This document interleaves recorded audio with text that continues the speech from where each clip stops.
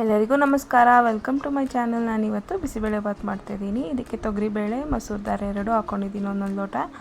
ಇದಕ್ಕೆ ತರಕಾರಿ ಹಾಕ್ಕೊತಿದ್ದೀನಿ, ಕಡಲೆ ಬೀಜ ಹಾಕ್ಕೊತಿದ್ದೀನಿ, ಅಕ್ಕಿನೂ ಹಾಕ್ಕೊತಿದ್ದೀನಿ, ತೊಳೆದುಕೊಂಡು ಹಾಕ್ಕೊಂಡಿದ್ದೀನಿ ನಾನು.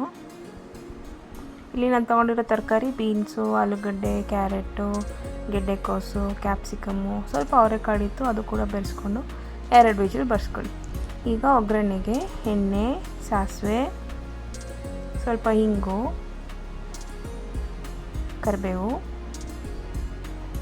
ಈರುಳ್ಳಿ ಹಾಕ್ಕೊಂಡು ಹುರ್ಕೊಳ್ಳಿ.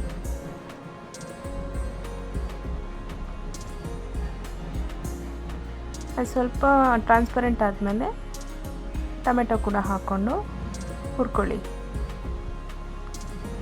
ಟೊಮೆಟೊ ಸ್ವಲ್ಪ ಸಾಫ್ಟ್ ಆದಮೇಲೆ ಕ್ಯಾಪ್ಸಿಕಮ್ ಹೆಚ್ಕೊಂಡು ಹಾಕ್ಕೊಳ್ಳಿ.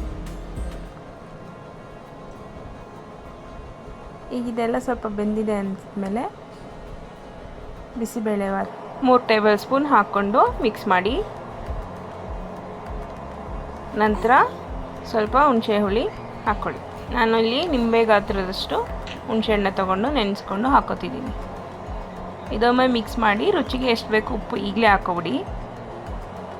ಒಂದು ಕುದಿ ಬಂದಮೇಲೆ ಈಗ ಬೇಯಿಸ್ಕೊಂಡಿರೋ ಅಕ್ಕಿ, ತರಕಾರಿ ಅದರ ಜೊತೆಗೆ ಮಿಕ್ಸ್ ಮಾಡೋಣ.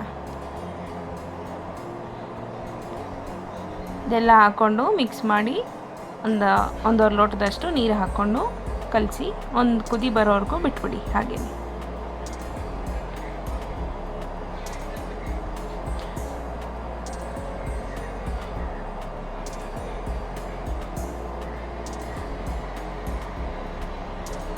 ಇಲ್ಲಿ ತುಪ್ಪ ಹಾಕ್ಕೊಂಡು ಒಣಮೆಣ್ಸಿನ್ಕಾಯಿ ಮರ್ತೋಗಿದ್ದೆ, ಸೊ ಈಗ ಆ್ಯಡ್ ಮಾಡ್ಕೊತಾ ಇದ್ದೀನಿ. ನೀವು ಬೇಕಾದರೆ ಗೋಡಂಬಿ ಕೂಡ ಬೆರೆಸ್ಕೋಬೋದು. ಈಗ ಒಂದು ಕುದಿ ಬಂದಮೇಲೆ ನೋಡಿ ಈ ರೀತಿ ಇರುತ್ತೆ.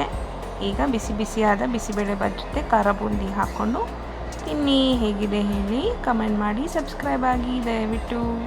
Thank you for watching.